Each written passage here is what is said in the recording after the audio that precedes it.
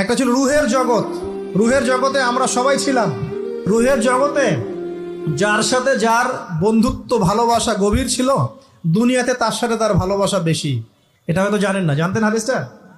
রুহের জগতে যদি কখনো আপনার সাথে আমার দেখা হয়ে থাকে, দুনিয়াতে আপনার সাথে আমার দেখা হবে ইনশাআল্লাহ।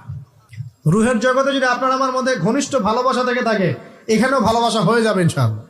এটা বলে আমি আবার তোমাদের বয়ফ্রেন্ড গার্লফ্রেন্ড ভালোবাসা বুঝাই নাই, ওই ভালোবাসার কথা বলি নাই। আবার রুহের জগতে বিদ্বেষ, এখানেও দেখবেন বিদ্বেষ। ওটা একটা জগৎ ছিল যেখানে আল্লাহ পাক সমস্ত আদম সন্তানকে সৃষ্টি করে তাদের রুহটাকে রেখেছিলেন এবং ওয়াদা নিয়েছেন। কি ওয়াদা? আল্লাহ পাক বলেছিলেন আলাস্তু বিরব্বিকুম, সূরা আরাফের 182 নম্বর আয়াত পড়ে দেখবেন, 182 নম্বর আয়াত। আল্লাহ পাক বলেছিলেন যে আমি ওয়াদা নিয়েছিলাম, আলাস্তু বিরব্বিকুম, আমি কি তোমাদের রব নই? আমরা সবাই বলেছিলাম বেলা ইয়া রব্বি, অবশ্যই আপনি আমাদের রব। দুনিয়াতে এসে আমরা ভুলে গেছি। এই ভুলে যাওয়াটা মনে করায় দেওয়ার জন্যই আল্লাহ পাক আসমানি কিতাব নাজিল করেন, নবী রাসূল পাঠান, আমাদের কান পর্যন্ত ইসলামের দাওয়াত পৌঁছে দেন, যাতে আমরা মনে করতে পারি। এবার আসেন রুহের জগতের পর আসলাম এই যে দুনিয়ার জগৎ, দারুদ দুনিয়া। দুনিয়ার মধ্যে আছি হয়তো 50, 60, 70, 100 বছর হাইয়েস্ট। এরপর যাবে দারুল বারজাখ, বারজাখের জগৎ।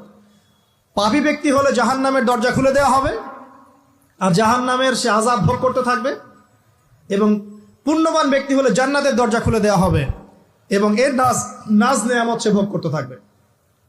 তখন তাকে বলা হবে এটা জান্নাতের সেই জায়গা যেখানে তুমি থাকবে।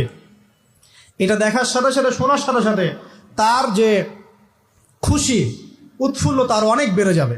এবং সে কি করবে জানেন? সে পৃথিবীতে ফিরে আসতে চাইবে। সে বলবে আমাকে আমার পরিবারবর্গকে জানাতে দেন, আমাকে আমার পরিবারবর্গকে জানাতে দেন যে আমি ভালো আছি। তখন ফেরেশতারা তাকে বলবেন যে এটা সম্ভব না, তোমার এবং তাদের মাঝে দারুল বারজাখ আছে, তুমি এটা ভেদ করে যেতে পারবে না। তখন তার আত্মাটাকে ইল্লিনে দেওয়া হবে, একটা সবুজ পাখির আকৃতিতে জান্নাতে ঘুরে বেড়াবে ইনশাআল্লাহ। আর যদি জাহান্নামী হয় তাহলে যে বললাম দরজা খুলে যাবে, জাহান্নামের মর্মান্তিক আযাব তার দিকে আসতে থাকবে। কবর সংকুচিত হয়ে আসবে এমনভাবে যাতে তার বাম পাজর ডান পাজরের ভিতরে এইভাবে ঢুকে যাবে, নাউযুবিল্লাহ। এবং এই আযাব চলতে থাকবে ইলা ইয়াউমি ইউবআসুন, পুনরুত্থানের দিন পর্যন্ত। এখন এই যে হাদিসটা আপনারা শুনলেন, এই হাদিসটা ব্যক্তিকেন্দ্রিক নয় কি? এখানে 3টা বিষয় আপনাকে ফোকাস করতে হবে আমাদেরকে। 1, তাওহীদ, আল্লাহ পাকের তাওহীদ।